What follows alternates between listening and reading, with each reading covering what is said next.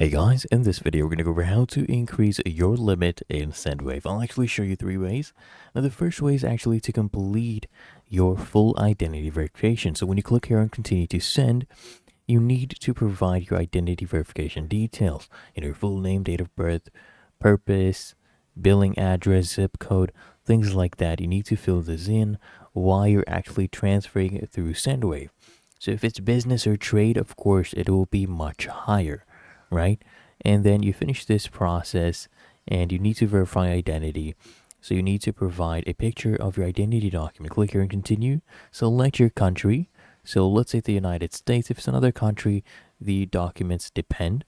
So for United States, you do have these options. So select the one that applies to you and continue verifying yourself. And then you need to record a video of your face to make sure it matches the one on your document. Okay, once you complete that process, the other way is to do consistent and successful sending activity. The more activity you have, the more trusted you are, and the more limit you will have.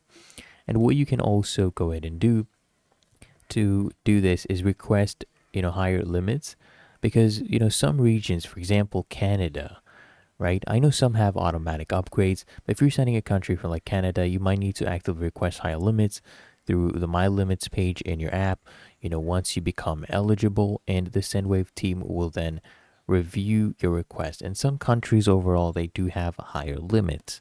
Okay, but otherwise it is really that easy and simple. So if you found this video helpful, make sure you smash that like button and subscribe to find your solution.